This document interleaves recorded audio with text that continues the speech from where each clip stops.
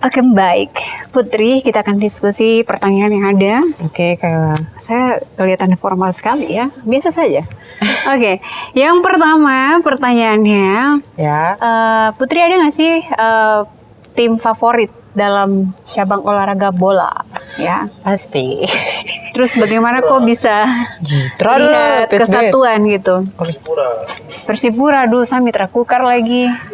Ayo kawan-kawan, maksudnya Persipura juga bagus. Iya. Saya juga dulu fans besar INKB Dorang, Iya. tuh Kakak Boa Salosa. Saya nonton bagaimana tim kukar, mitra kukar itu latihan, memang saya lihat kesatuan mereka gitu, walaupun masih U18, U19 kayak gitu kan dong latihan, wah tekun sekali dalam latihannya. Hidup ini hanya sekali, maka itu untuk memelihara kesatuan. Kalau misalkan di luar sana orang-orang punya banyak waktu untuk saling membenci, ya sudah kok, mari kok rubah itu jadi saling mengasihi gitu.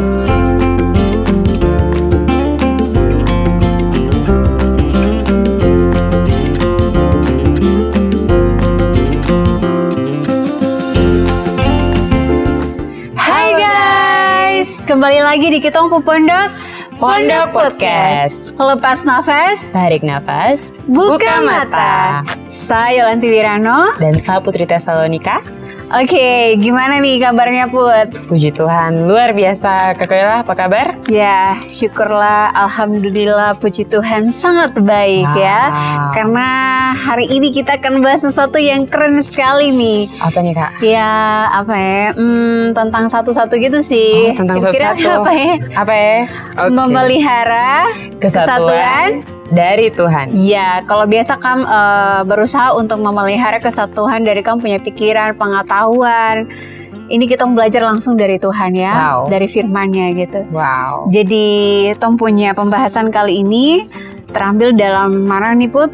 Dari Efesus pasal 4 ayat 1 sampai 16. Ya. Dan mari kita diskusi. Oke, teman-teman semua yang ada di rumah dan Putri dan kakak-kakak dong yang ada di belakang kamera. Kita belajar dari memelihara kesatuan dari Tuhan ya. Nah, kita ini kan biasanya kita suka sekali nyanyi-nyanyi lagu tentang kesatuan. Contohnya kayak satukanlah hati kami. Lagu apa lagi? Pokoknya banyak lah gitu Tong menyanyi tentang lagu kesatuan gitu. Tapi Tong hanya nyanyi saja tapi terasa bersatu begitu. Tidak ada kesatuan di dalam. Atau bisa saja kita bisa rasa bersatu tapi tidak ada kesatuan juga. Iya oke, semua seragam gitu kan, bersatu gitu, apa yang anak sekolah pakai seragam atau oke, nanti besok datang pakai baju putih ya gitu. Oke, semua datang pakai baju putih kan bersatu tuh kayak kelihatannya, tapi tidak ada kesatuan di dalam. Karena kesatuan itu lebih daripada seragam, lebih daripada apa yang dilihat, tetapi berbicara soal spiritual kita gitu. Dan ada juga orang-orang yang sepertinya terikat dengan segala sesuatu, seperti contoh nih ilustrasi ya, kayak ekor kucing gitu kan diikat sama-sama kelihatan bersatu tapi ternyata tidak ada kesatuan di situ tuh. Ternyata menimbulkan konflik di situ tuh. Kau pegang kucing bu ekor saja langsung dua-dua. Begitu. Jadi semua pengaruh di dunia ini mau memisahkan kita dari Yesus atau mau memisahkan kita dari ini nih orang lain gitu, satu sama lain gitu. Jadi dunia berusaha supaya kita berpisah, kita terpisah satu sama lain dan tidak bersatu gitu. Dan begitu juga dengan bagaimana di Efesus itu, bagaimana orang-orang Yahudi, Yunani, mereka itu tidak bersatu gitu. Dan Yesus mau bilang kalau dalam Yesus kalian bisa bersatu. Agama bisa menjadi pemicu konflik gitu, apalagi kita di dunia yang ya seperti ini, tahu lah kalau berbicara soal agama agak sensitif sekali gitu kan. Tetapi di sini saya mau bilang kalau Yesus bisa menyatukan segala perbedaan yang ada gitu. Dan potensi untuk konflik akan selalu ada guys, akan selalu ada. Secubit kok begini aja langsung kok marah-marah atau begitu. Jadi untuk apa ya, percikan api itu cepat sekali gitu. Api itu kalau bakar satu ini bisa menyebar sampai cepat sekali dengan sedemikian detik gitu kan. Apalagi ada minyaknya. Nah, apalagi kalau orang yang kasih panas begitu. Iya, tapi Kristus datang untuk memulihkan segala sesuatu yang ada konflik, masalah dan sebagainya gitu. Betul. Dan Kristus menghilangkan semua perbedaan yang menjadi pemicu konflik yang ada di hidup manusia. Nah, yang pertama nih, kita belajar tentang memelihara kesatuan dari Tuhan gitu. Dengan cara apa sih gitu? Pasti teman-teman semua dalam organisasi, dalam komunitas pastinya pasti berpikir keras, aduh mau satu kandung ini bagaimana sih? Nah ini nih ada cara-cara. Yang pertama itu ada di ayat 2 dan 3 yaitu rendah hati, lemah lembut, dan sabar. Tahukah saudara bahwa tidak ada yang instan ya Putri? Tidak ada yang instan di dunia ini. Cuman ada mie instan ya. Mie goreng instan ada, mie kuah instan ada. Tetapi tidak ada persatuan yang instan gitu. Dan tidak mudah juga untuk menjalani segala sesuatu itu langsung begitu, dan semua itu butuh proses pastinya. Begitu juga dengan kesatuan. Jadi kita harus bekerja keras untuk memelihara kesatuan yang ada gitu. Dan kita sebagai orang-orang percaya dipanggil untuk mengikuti standarnya Yesus yang tinggi daripada dunia dan orang-orang di sekitar kita. Dan standarnya Yesus sama standar dunia ini berbeda ya Putri ya, sangat berbeda. Kalau Tuhan, kalau dunia bilang kok harus high-nya seperti ini, Yesus bilang kok harus dari sini dulu gitu. Butuh proses untuk sampai di sini. Malahan lu yang di sini, Tuhan pandang kok sudah di sini gitu. Tetapi dari dunia langsung nih begini, tetapi masih ada tuh orang-orang yang lihat begini gitu. Jadi memang berbeda ya, dari Tuhan dan dari dunia gitu. Dan dalam memenuhi panggilan atau memelihara kesatuan dari Tuhan ini, itu tuh kenapa kita harus bersatu seperti itu? Karena kesatuan dari roh. Yang pertama adalah kesatuan dari roh, yaitu satu tubuh, kemudian satu roh, dan kemudian satu pengharapan gitu.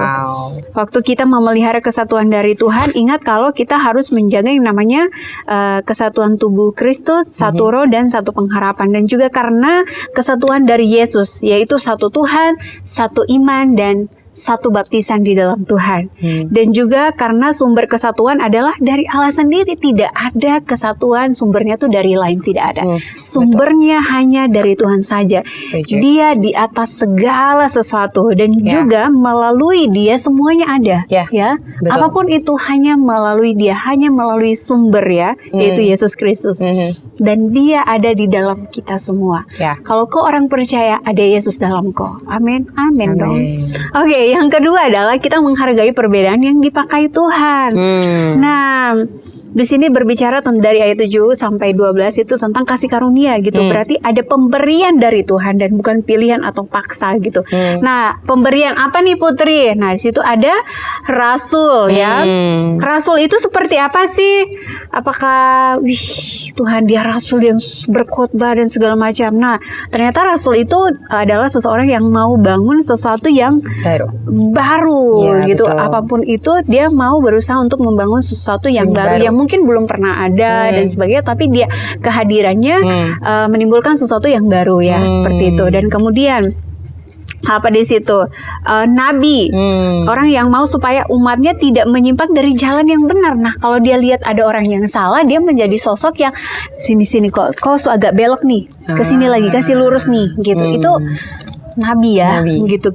Kemudian selanjutnya adalah penginjil. Nah, penginjil ini bukan orang yang berdiri di tengah banyak orang berkhotbah dan sebagainya gitu, tetapi dia yang mau bicara Tuhan setiap waktu, setiap hari, dan dimanapun dia berada. Itu dia. Mau bicara tentang campur tangan Tuhan dalam hidupnya setiap hari. Mau bicara tentang kebaikan Tuhan dalam kehidupannya setiap hari. Jadi kalau siapapun kau di luar sana, kalau kau suka bicara tentang Tuhan, kau adalah penginjil. Kemudian gembala, orang yang mau berkorban supaya orang lain bebas mengikuti Tuhan. Dia mau berkorban apa saja dia akan buat untuk melihat nih dia punya domba-domba, dia punya jemaat, atau siapapun orang yang dia sedang bimbing dan sebagainya. Dia mau berkorban supaya orang-orang tuh mau ikut Tuhan gitu. Saya ingat satu hal, saya pernah lihat di Instagram ada satu pendeta nih, dia kayak kerja TKBM begitu kayak iya, demi dia punya gereja. Wow. Itu kayak saya dalam hati bisa ya kayak gitu ya. Itu yang saya rasa gembala sekali, dan saya yakin gembala itu bukan hanya Bapak Pendeta itu, tapi banyak orang yang Sebenarnya orang-orang yang tidak bukan hanya jabatan sebagai seorang gembala saja dia bisa jadi gembala, tidak, bahkan kita saja orang-orang yang sebagai pekerja-pekerja di luar sana punya tuh sisi gembala, karena pokoknya siapapun kau yang mau berkorban, kau adalah gembala sebenarnya, berkorban supaya orang-orang tahu siapa itu Tuhan gitu ya. Haleluya. Dan kemudian selanjutnya kasih karunia yang Tuhan kasih kepada kita adalah pengajar gitu, mau buat sesuatu yang sulit tapi mudah dimengerti. Nah, kalau kau ketemu orang-orang yang ada sesuatu yang kau belajar itu sulit, tetapi waktu kau tanya dia dan dia bisa menjelaskan dengan mudah dimengerti, dia punya sisi pengajar sebenarnya. Jadi seorang pengajar adalah dia sesuatu yang sulit dia bisa menjelaskan itu dengan mudah kepada semua orang dan orang-orang mengerti itu. Ya. Jadi coba evaluasi kau punya diri, apakah kau mudah dimengerti oleh orang-orang lain? Ya seperti itu. Dan karunia itu dipakai untuk memperlengkapi semua gitu, semua orang untuk pekerjaan dan pelayanan yang ada di dunia ini. Artinya setiap karunia-karunia yang kita dapat, ada yang jadi nabi, rasul, pengajar, gembala, penginjil, hal itu memperlengkapi kita supaya bagaimana Injil itu tersampaikan, kabar baik itu tersampaikan ya, seperti itu. Jadi melengkapi dan akhirnya kita ada kesatuan di situ ya. Dan akhirnya komunitas-komunitas yang ada itu dibangun oleh Tuhan itu sendiri, dan karunia bukan untuk keuntungan pribadi, bukan sama sekali bukan keuntungan pribadi. Waktu kau punya ada karunia untuk penginjil atau gembala dan sebagainya, itu bukan untuk keuntungan pribadimu, tetapi untuk kesatuan sesama gitu. Dan yang terakhir, poin yang ketiga, kita akan diskusi tentang fokus pada kedewasaan seluruh umat Tuhan gitu. Nah, dari sini kita mau belajar kalau kita harus maju dan bertumbuh dan tidak ada satupun yang tertinggal nih. Nah, misalkan dalam satu komunitas sel, kalau ada yang gagal, orang-orang yang di sekitarnya itu menjadi sesuatu yang ayo bangkit lagi sama-sama gitu. Jadi bagus kuat. Jadi terkesan biar dia tertinggal sendiri begitu. Semua ada untuk sama-sama bangkit dan semua menjadi lebih serupa dengan Yesus, di mana satu dengan yang lain mau sama-sama nih melengkapi untuk ayo kita semakin jadi serupa dengan Yesus gitu. Bukan karena saya lebih baik, saya lebih rohani dari kau. Jangan sampai ada yang seperti itu. Itu sih mulai alarm ya gitu. Dan kemudian kalau misalkan mungkin kita punya kebiasaan sifat anak-anak yang menjengkelkan, mungkin dalam komunitas sel itu bisa saling melengkapi, mengingatkan kayaknya aku punya sikap ini kurang baik, mungkin lebih diarahkan lebih dewasa lagi, seperti itu. Karena teguran-teguran yang lemah lembut ya Kak. Benar sekali ya. Dan selanjutnya kita harus berpegang kepada kebenaran dalam kasih. Kebenaran adalah esensi yang harus betul-betul kita pegang, patokan yang kita pegang gitu kan, dasar yang kita pegang, karena semua itu berasal dari sumbernya. Dan selalu mau kebenaran mewarnai segala keputusan, segala pembicaraan itu harus kembali ke sumbernya ya. Dan komunitas membangun dirinya dalam kasih. Jadi kita tidak perlu pemimpin yang hebat, tapi kita perlu pemimpin yang memiliki kebenaran di dalam Tuhan ya. Siapapun kok bisa jadi pemimpin gitu, bukan sesosok yang hebat. Kita hanya perlu firman yang tertulis dan Roh Kudus yang mengarahkan kita dalam penerapan firman-Nya gitu. Jadi Bible, Alkitab itu menjadi menjadi telepon kita dengan Tuhan, menjadi komunikasi kita dengan Tuhan gitu. Jadi bagaimana kita mau berbicara dengan Dia ya melalui firman-Nya dalam Bible gitu. Jadi kebenaran harus menjadi patokan yang kuat dalam tempuhnya hidup. Oke, dan selanjutnya kita akan bertanya-tanya. Jadi mari kita bertanya-tanya. Oke, baik. Putri, kita akan diskusi pertanyaan yang ada. Oke, Kak. Saya kelihatan formal sekali ya. Biasa saja. Oke, yang pertama pertanyaannya, Putri ada nggak sih tim favorit dalam cabang olahraga bola? Ya, pasti. Terus bagaimana kok bisa lihat kesatuan gitu? Persipura, aduh, saya mitra kukar lagi. Ayo kawan-kawan, maksudnya Persipura juga bagus. Saya juga dulu fans besar Ian Kabes Doranto, Kakak Bosa Losa, dan ya pokoknya semuanya. Kalau Kalau sekarang saya suka PSBS Biak karena saya dari Biak. Ya, tapi semua baik. Gitu loh. Oke, jadi terus saya suka Belanda. Kalau untuk Piala Dunia saya suka Belanda sama Paris. Paris lagi Prancis. Mbappe. Ya, Prancis, Oliver Giroud dorang. Aduh, tapi ini tidak mau bias ya, tapi ini menurut apa yang saya lihat begitu. Jadi sepu ada jangan marah, sepu keluarga yang dukung Belanda jangan marah. Terus siapapun kami yang dukung Belanda. Ya, jadi apa yang saya lihat sih kalau dari kakak sutanya pertanyaan kak? Iya, sudah tahu. Bagaimana dong memelihara kesatuan itu? Dong cara memelihara, kalau yang saya lihat cara sih bermain toh. Walaupun saya suka Belanda sekali, tapi saya tidak bisa memungkiri kalau sapu tim Prancis itu juga bagus. Karena dorang itu tidak egois dalam dapat bola gitu. Terkadang tuh malah dong mendorong satu dan yang lain gitu. Kalau misalnya ini Oliver Giroud begitu, dia lihat ada pemain baru, terus dia tidak macam, walaupun dia senior dari yang lain, tapi dia tetap kayak ini. Saya kasih bola pancingan ini kok kasih masuk kayak gitu, kayak dia tidak egois begitu. Yang saya lihat dong macam kayak baku bagi rata tentang hal itu. Kalau di Belanda mungkin semua sudah dapat kesempatan tapi kurang percaya diri, cuman mereka semakin bagus. Itu yang nggak percaya.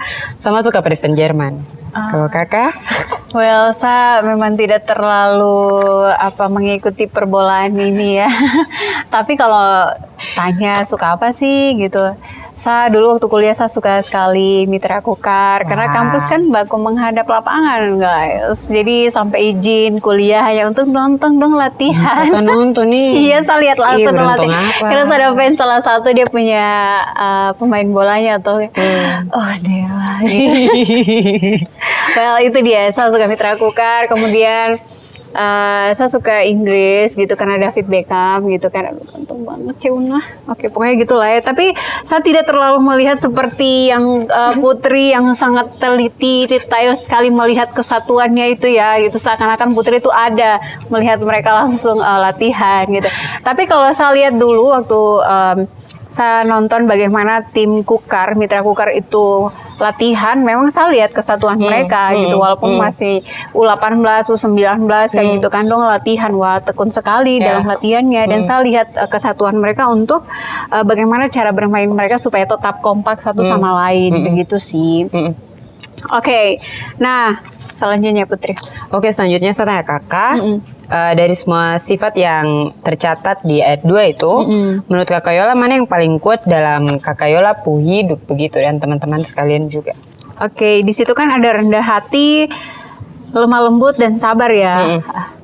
Well, saya masih sangat banyak butuh belajar gitu. Tetapi kalau memang ada pertanyaan yang seperti ini, saya rasa paling kuatnya itu ini yang saya rasa sendiri ya, terserah penilaian orang seperti apa. Mungkin yang paling kuat saya pikir saya di kesabaran. Walaupun memang kadang juga saya nggak sabar, tapi saya rasa saya sabar kok. Saya sabar sekali dengan dia. Saya merasakan itu kok Kak. Iya, saya sabar gitu, dan saya kayaknya saya lemah dengan lemah lembut gitu.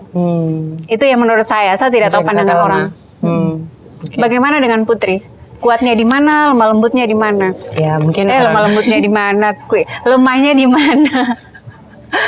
Mungkin Tuhan yang paling tahu dengan orang-orang di sekitar sih, terutama sapu ada dan sama mama. Mungkin yang paling tahu.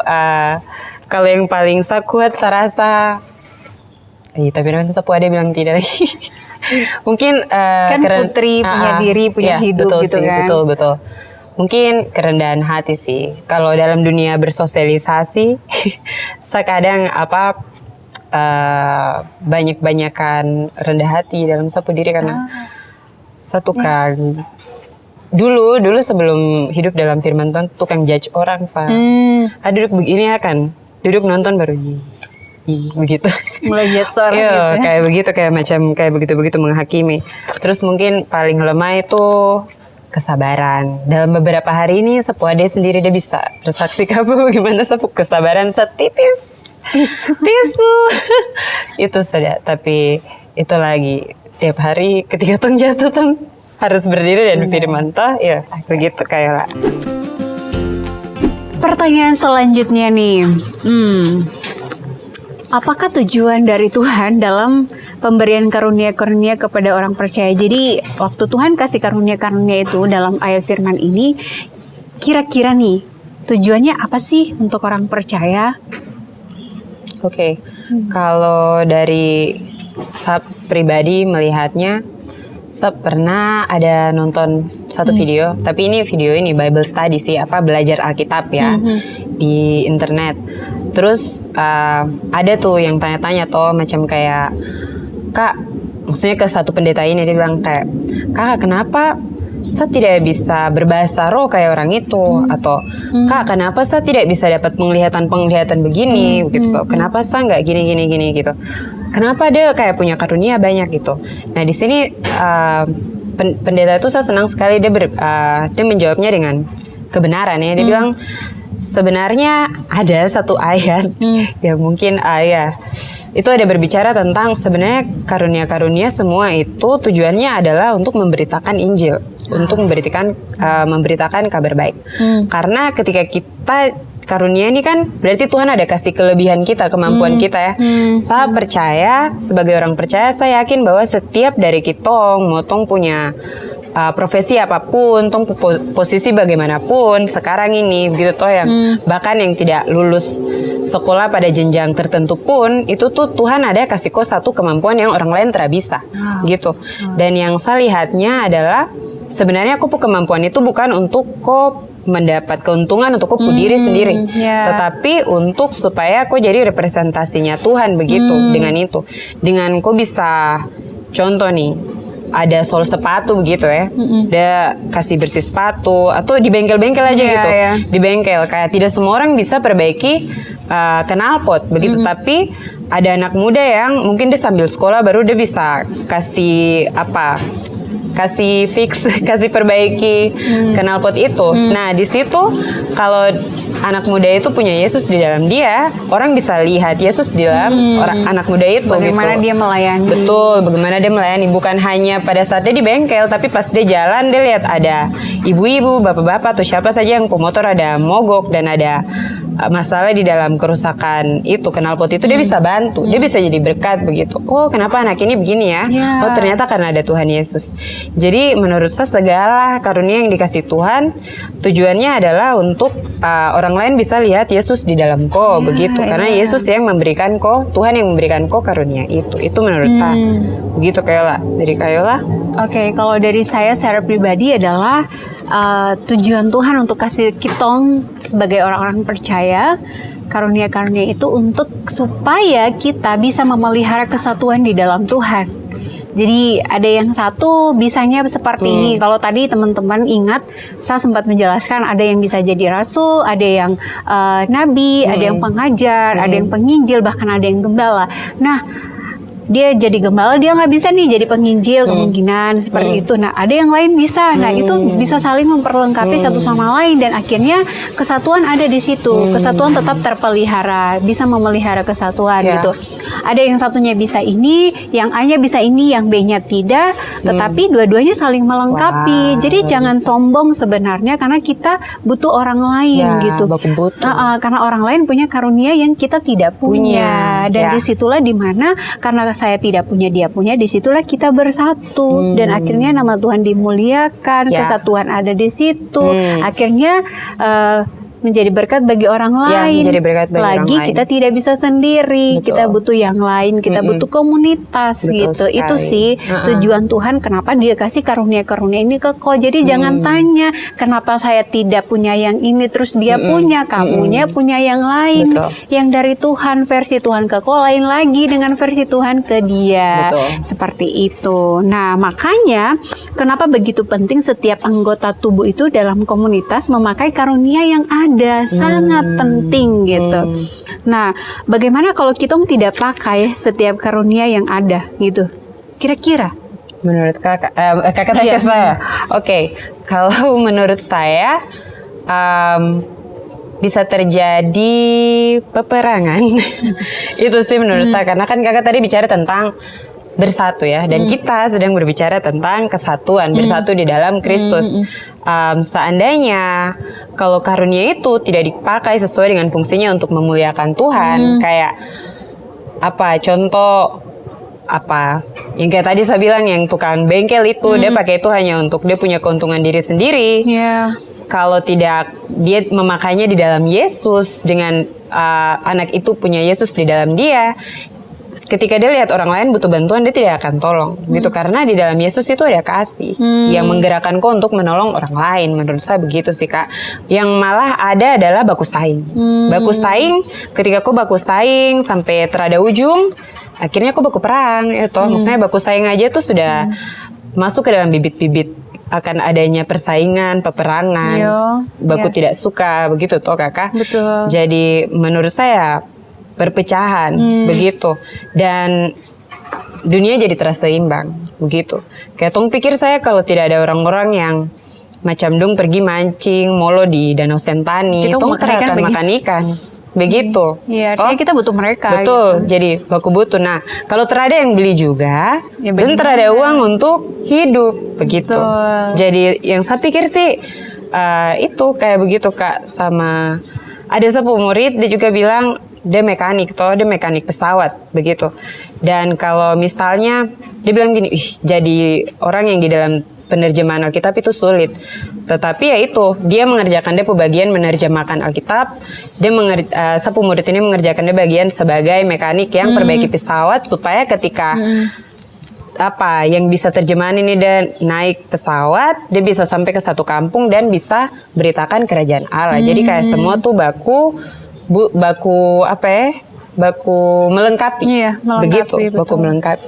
Itu. Jadi kalau tidak bersatu ya tidak apa ya, bisa jadi perpecahan, bisa tidak apa yang pokoknya Tuhan tugaskan di orang bisa tidak tercapai begitu. Betul. Bisa jadi egois, jadi tidak peduli dengan orang lain. Oke, baik. Iya, kalau dari saya Put, kalau misalkan tidak dipakai ya Yesus nggak dikenal, orang-orang terkenal Yesus. Betul. Ya bagaimana gitu, orang karunia dikasih ke kau, ya lu yang harus ngomong ke orang kayak gitu kan.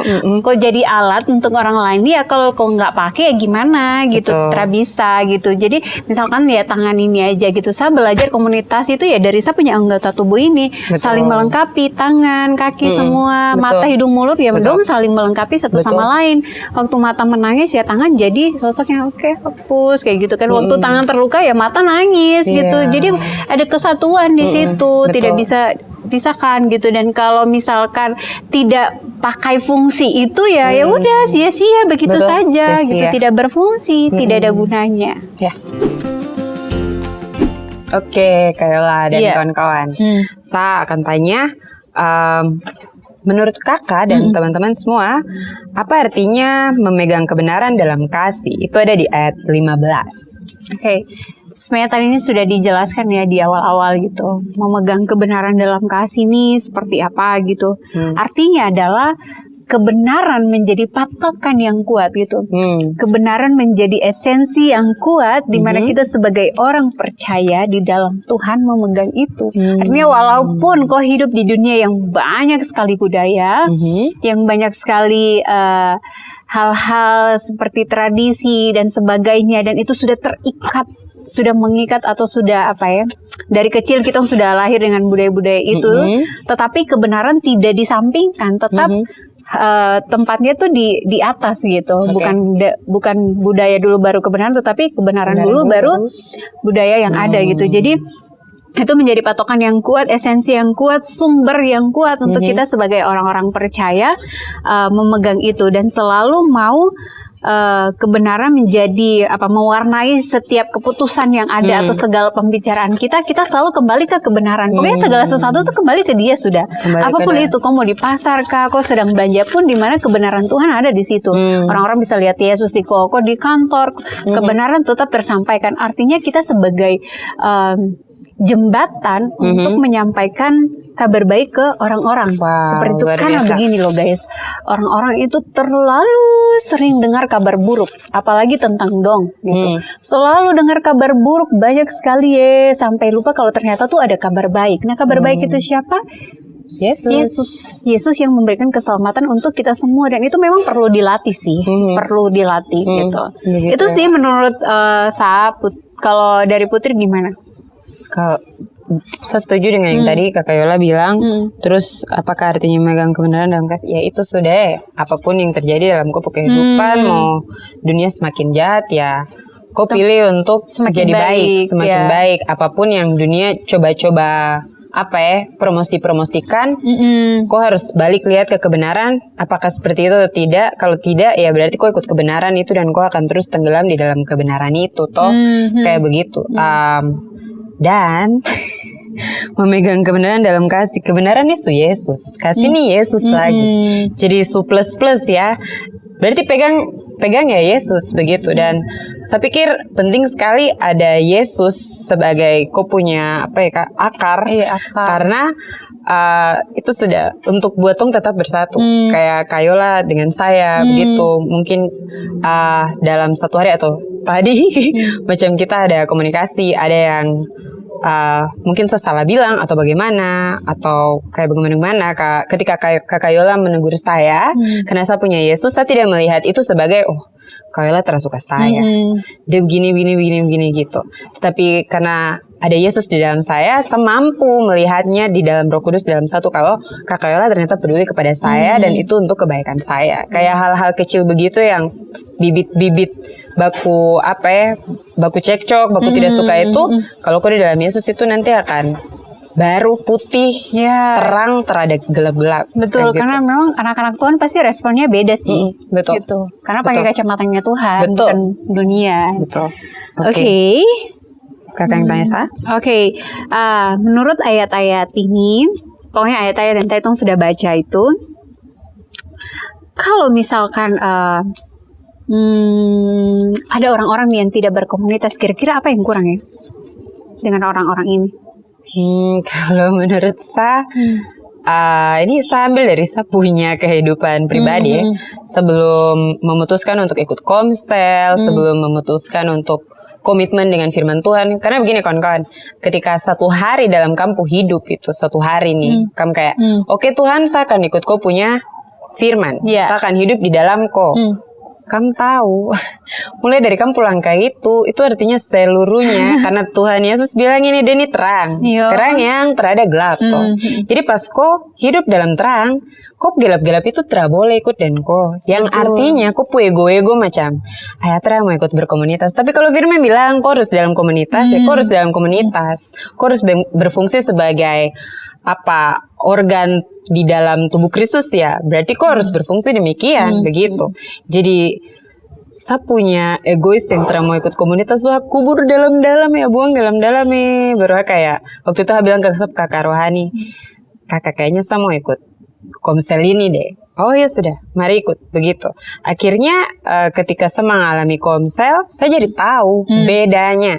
Bedanya adalah pas tong hidup jalan dengan maksudnya bilang tong ikut Tuhan tapi kitong tidak berkomunitas. Ketika saya buat satu dosa, saya minta maaf memang ke Tuhan. Tetapi terkadang kitong sebagai manusia dan saya sendiri bisa mengatakan kalau saya take it for granted, kayak macam saya tahu Tuhan itu besar, tetapi karena saking terlalu pikir Tuhan pasti akan maafkan saya, agak remeh Tuhan kasih karunia itu, sehingga saya macam bertobat, tapi besok kalau jatuh lagi macam kayak tidak nanti Tuhan kasih maaf apa kayak menganggap remeh gitu. Tetapi kayak ada di surat Yakobus bilang kalau ketika kita mengaku baru ada tongpu teman yang dengar di dalam komunitas komsel. Kalau aku tahu kemarin saya bicara ini. Kamu tolong bantu supaya saya tidak usah bicara orang gitu. Nah, ketika nanti hari itu saya sudah bilang begitu dan saya tidak mau bicara orang lagi, dan besoknya dong dengar saya ada bicara orang, dong bisa menegur. Betul. Gitu kayak, Putri, kok seharusnya tidak bicara begini karena aku sudah berkomitmen untuk ikut firman Tuhan kayak gitu. Atau kok jangan maki-maki. Saya ada belajar untuk tidak maki-maki. Teman-teman bantu oh iya, jangan kok maki-maki kayak begitu. Jadi kayak semakin dikuatkan, semakin ditajamkan di dalam Kristus. Jadi komunitas penting sekali gitu, karena kalau kok ada masalah, kok jadinya ada orang-orang lain yang bisa membangun kok di situ gitu. Betul. Kak Kayola? Saya sangat setuju sekali dengan itu gitu. Jadi waktu saya dalam komunitas sel, saya bisa bilang ternyata saya tidak sendiri. Ada orang lain juga yang rasa seperti apa yang saya rasa gitu. Betul. Waktu saya rasa sedih, waktu saya down, dan saya ungkapkan itu dalam komunitas, orang-orang yang ada tuh mereka bukan orang-orang yang menjudge saya. Waktu saya menangis dalam komunitas, orang-orang bukan bilang saya cengeng, tetapi mereka menjadi seseorang yang it's okay, menerima terapa-apa. Kita aman. juga pernah kok begitu gitu. Mereka jadi tempat yang sangat nyaman untuk saya mengeluarkan isi hati saya, keterbukaan saya dan kejujuran saya gitu. Jadi saya tidak kayak rasa nanti dong ini lagi, tidak. Karena itu komunitas orang-orang percaya toh. Beda halnya kalau mungkin kau sudah sendiri, kau tidak bisa cerita ke siapa-siapa, depresi lah kok gitu. Betul. Apalagi kita sebagai cewek ini butuh bicara kayak gitu toh, butuh bicara gitu toh. Jadi saya pikir kalau kau punya komunitas tuh sungguh mati. Tahu sudah kok jadi apa di situ. Betul. Terenak sih kalau dari saya jujur terenak. Terada komunitas terenak dan terada keluarga. Betul. Dan tambah aku punya masalah ya. Aku tidak pernah tahu kalau ada jalan keluar Iya, begitu. Betul. Memang ada Tuhan, tetapi kan Tuhan juga kasih kupu saudara-saudara dalam Kristus toh yang bisa tolong kita. Oke, teman-teman dan Kayola, saya akan tanya. Jadi kalau pakai ukuran 1 sampai 10 Kayola, jadi ukuran 1 tuh paling lemah, toh. Terus ukuran 10 itu paling kuat. Nah, kakak tuh kasih ranking kesatuan dalam kakak komunitas. Kakak komunitas sel itu berapa? 1, 5 ke 10 kak?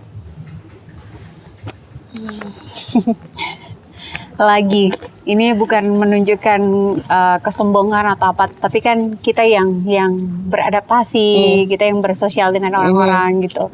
Dan saya punya lebih dari 1 komunitas sel.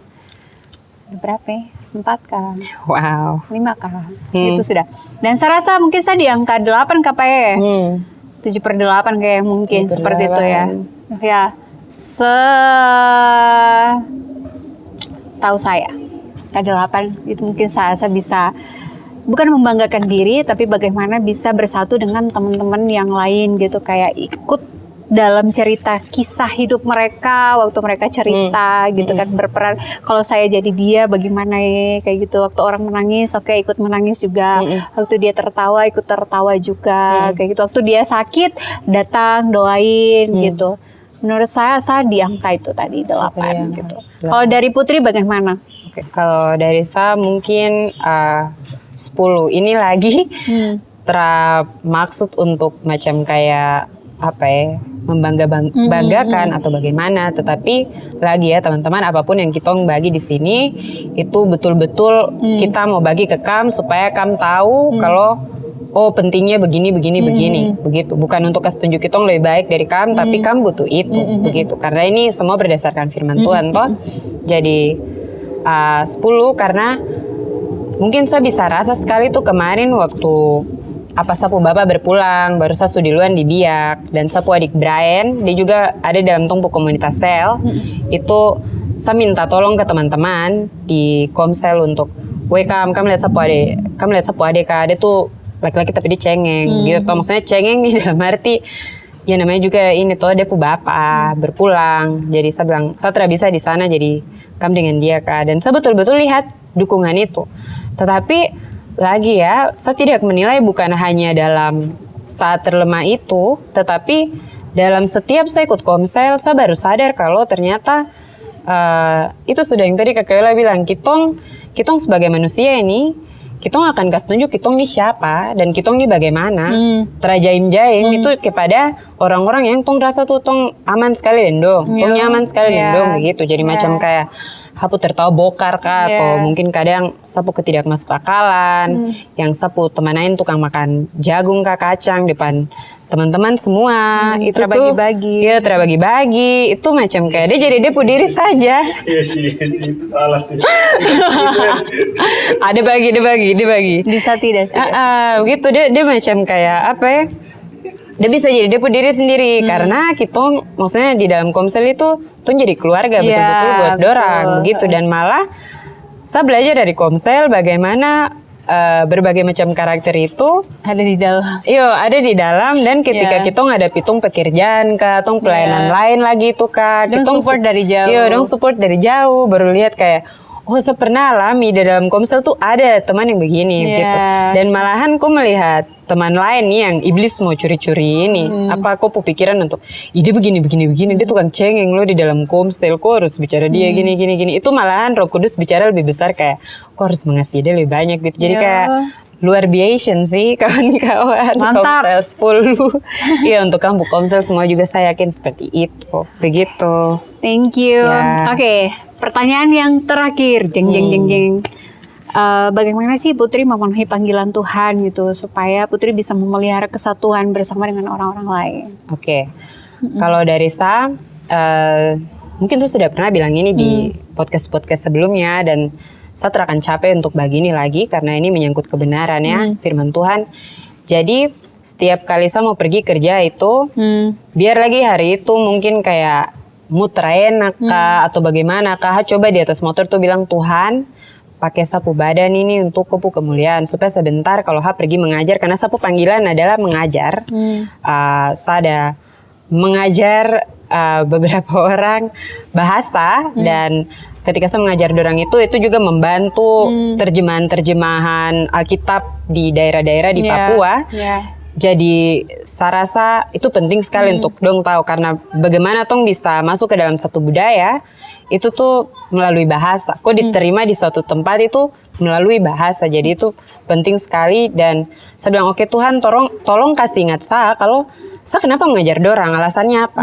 Yaitu untuk kupu kemuliaan, untuk supaya lewat saya ajar dong bahasa, dong bisa terjemahkan Alkitab ini ke bahasa di dalam suku-suku yang butuh itu, supaya dong bisa tahu tentang adanya kehidupan kekal begitu. Kalau ada orang satu pribadi yang mau mati buat dorang semua, yang kasih jalan jembatan untuk bisa ke kehidupan yang kekal begitu. Jadi kayak kalau dari saya adalah saya betul-betul, saya ingat Kolose 3:23 kerja untuk segala sesuatu lakukan untuk segala sesuatu tuh lakukan untuk Tuhan dan bukan untuk manusia. Jadi ketika mungkin saya murid bagaimana, saya tidak melihat dong bagaimana, tetapi saya tetap melihat ke Tuhan. Saya kayak, oh ya saya buat ini untuk Tuhan, bukan untuk manusia, begitu. Jadi macam kayak betul-betul saya hidupi sapu panggilan itu untuk Tuhan, bukan untuk manusia. Karena ketika untuk manusia, saya akan merasa kecewa, tetapi untuk Tuhan saya tidak akan merasa kecewa, karena dia pasti dengan senang hati menerima saya punya kekurangan itu dalam panggilan itu. Nah, dan ketika saya memenuhi panggilan itu, saya mengajar dengan sungguh-sungguh bahasa, saya bisa kemuliaan Tuhan terjadi. Dan ketika saya masuk ke dalam komsel lagi, saya bisa bagi ke dong apa yang saya lalui di dalam saya punya pelayanan itu, dalam saya pemenuhan pemanggilan itu. Jadi dong bisa tahu juga tentang oh iya saya pernah mengalami ini, oh ternyata sama kayak gitu. Gimana dengan Kakak Yola? Oke, kalau dari saya selalu bilang ke semua orang siapapun itu, dan untuk saya punya murid-murid, karena saya juga seorang pengajar, bahwa hidup bukan lagi saya tetapi tentang orang lain gitu.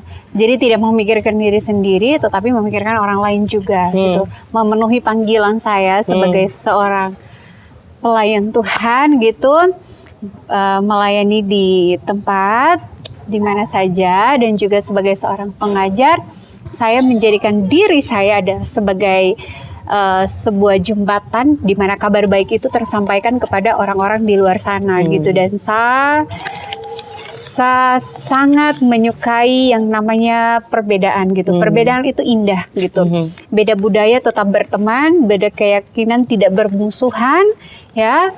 Dan lagi di mana saya menjadi alatnya Tuhan untuk menyampaikan kabar baik kepada orang-orang yang memerlukan itu. Karena telinga sudah terbiasa dengar kabar buruk, dan marilah kita sebagai anak-anak Tuhan membiasakan diri, melatih mulut untuk sampaikan kabar baik itu kepada semua orang di luar sana gitu. Dan sudah pastinya walaupun saya di mana, di sekolah, di kampus, di pasar, di jalan gitu, di pesawat, di dalam mobil, saya menjadi jembatan untuk menyampaikan kabar baik ke orang lain bahwa Yesus sudah menyelamatkan kita semua sebagai orang-orang berdosa. Jadi kita perlu terima Dia, percaya Dia sebagai Tuhan dan Juru Selamat gitu. Intinya bicara Dia di mana saja, kapan saja, Sebagai apa saja. ke siapa saja. Jangan berhenti bicara tentang Yesus kepada semua orang, karena itu sangat penting sekali. Oke guys, dan Putri dan semuanya, terima kasih sudah tadi nonton Kitong punya diskusi, pertanyaan, dan sekarang Kitong masuk ke kesimpulan. Seperti biasa nih, kesimpulan yang mau share ke teman-teman semua. Jadi silakan Putri. Oke, kalau dari saya, Kitong bicara tentang memelihara kesatuan. Yang saya tersentuh sekali itu dari firman, sabar, pada Efesus, ya ada di sini. Sudah di Alkitab guys, tapi saya buka yang lain lagi. Jadi di situ ada berbicara tentang yang tadi, rendah hati, lemah lembut, dan sabar. 3 hal itu tong butuh sekali sih untuk saat ini di dalam kehidupan dunia yang ada sekarang ini, sebagai generasi ini maupun generasi apapun kalian, tapi kan masih hidup di dunia ini, tong butuh sekali yang namanya rendah hati, lemah lembut, dan sabar. Menurut saya mulai dari rendah hati. Kalau kau sudah mulai rendah hati, kau mau patokan tadi kebenaran Yesus. Karena kadang kau pikir, kenapa saya harus rendah hati? Karena Yesus waktu dia datang ke dunia, dia lahir di palungan. Dia tidak lahir di rumah sakit bokar terkenal bagaimana terada. Dia lahir di palungan. Dia sudah datang dengan sangat rendah hati. Jadi kalau Yesus yang meninggalkan semua dia put title sebagai raja, turun ke bumi jadi manusia, mati untuk tong semua, jadi jembatan untuk tong bisa ke kehidupan kekal, untuk bisa di depo kerajaan surga itu bisa rendah hati. Tandanya kita juga harus rendah hati. Betul. Dari mulai kok rendah hati, kelemah lembutan mengikuti, kesabaran juga mengikuti, begitu. Saya lihat ada banyak sekali konflik di seputar tanah tercinta ini. Saya tahu ini hal yang sensitif untuk dibicarakan, tetapi saya cuma mau bilang saja karena kurangnya kerendah hatian, gitu. Padahal nanti nih tong ini semua tuh kan akan berakhir di kuburan. Di badan ini akan Kembali binasa. Iya, akan kembali ke tanah. Kamu tahu Tuhan itu suka siap rumah di kehidupan kekal nanti, yang tong tidak perlu baku marah, baku ini, sudah ada yang kasih siap. Jadi yang saya mau bilang, mari sudah, kalau memang sekarang sedang terjadi perang atau sedang terjadi konflik, kitong tidak bisa kasih stop, tapi setidaknya tong bisa mulai dengan kitong sendiri. Kitong bisa mulai dengan kitong yang mulai rendah hati, yang mulai untuk perbanyak dengar firman Tuhan dibandingkan yang tadi Kak Yola bilang kabar-kabar dunia yang tidak baik begitu. Mulai dengar firman Tuhan, kasih makanan, minuman, roti kehidupan dari firman Tuhan.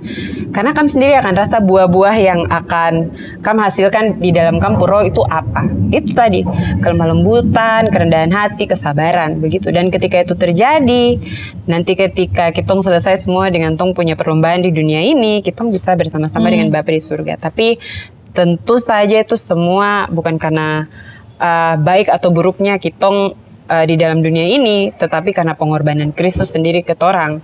Jadi kitong yang tong hidupi sekarang ini adalah rasa syukurnya kitong ke apa yang sudah Tuhan Yesus buat begitu. Jadi kawan-kawan, mari sudah kitong mulai rendah hati, kitong mulai lemah lembut, kitong mulai tambah-tambah sabar sudah. Ketika dunia mengajarkan kau untuk semakin membenci orang, kau mulai mengasihi orang lebih banyak. Kayak kau lawan itu semua dengan kebenaran begitu. Kalau dari saya, bagaimana dengan Kak Yola?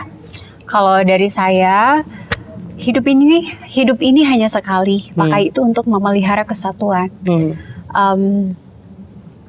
Kalau misalkan di luar sana orang-orang punya banyak waktu untuk saling membenci, ya sudah kok, mari kok rubah itu jadi saling mengasihi gitu. Saat bisa hidup sendiri, saya butuh orang lain, dan saya butuh komunitas. Karena komunitas itu ada keluargamu. Kalau kau tidak punya keluarga kandung, ingat ada komunitas yang menjadi keluargamu gitu. Jadi kau butuh mereka. Dan karunia yang Tuhan kasih itu bukan untuk dijadikan persaingan, tetapi untuk memelihara kesatuan, untuk melengkapi sehingga nama Yesus dimuliakan, kabar baik tersampaikan kepada orang-orang lain, dan orang-orang menjadi selamat karena nama Yesus. Gitu. Betul. Jadi ingat itu. Konflik, setiap orang akan punya potensi untuk buat konflik, tetapi kau sebagai orang yang percaya di dalam Tuhan, kau bisa mengubah konflik itu menjadi sesuatu yang indah, karena perbedaan itu indah, ya. Oke guys, jadi itu sudah Tong punya podcast di waktu kali ini tentang memelihara kesatuan yang ada ya. Kam-kam yang saling baku tengkar, baku perselisihan di luar sana, mungkin sudah saatnya untuk saling berdamai satu sama lain supaya kesatuan itu ada gitu ya. Mulai-mulai sudah untuk lihat orang lain bukan untuk mau against dia, mau lawan dia, tapi lihat dia sebagai jiwa yang harus saya selamatkan, betul begitu. Sekali. Mulai kayak begitu. Jadi jangan lupa untuk share Pondok Podcast ini di YouTube, di Instagram, WhatsApp, itu share ke orang-orang. Spotify. Ya betul, Spotify juga, ke kau punya keluarga, ke pasangan, teman-teman, ke pemusuh. Iya, musuh om tante dong, semua nenek tete dong, share itu ke siapa saja supaya berkat yang ada itu bukan hanya untuk kau tetapi untuk mereka juga semua. Dan sekali lagi terima kasih untuk teman-teman yang selalu support dengan doa, yang sudah komen, yang sudah like, subscribe dan share ke siapapun itu. Kiranya ya pasti Tuhan Yesus memberkati dan Kitong juga sangat bilang terima kasih banyak untuk kamu semua ya, dan terus support Kitong di Pondok Podcast ini ya. Jangan lupa kamu juga komentar, kamu juga kalau mungkin ada yang mau didoakan atau mau DM pun silakan, karena Kitong pasti akan merespon. Begitu. Betul. Oh iya, ada di TikTok juga, jangan lupa ya untuk follow. Ya, betul sekali. Oke, jadi itu sudah, tetap di Tong punya Pondok Podcast.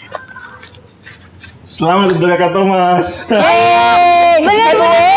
Jadi ada salah satu kru kita yang kemarin itu menikah ya. Jadi selamat menempuh hidup baru untuk Kakak Thomas di belakang kamera ini. Di belakang kamera. Terima kasih. Selamat ya, Tuhan berkati rumah tangga bersama istri ya. Semoga banyak orang diberkati dengan rumah tangga itu. Maut yang memisahkan, mana cincinnya, lingkaran-lingkaran emasnya. Oke guys, terima kasih.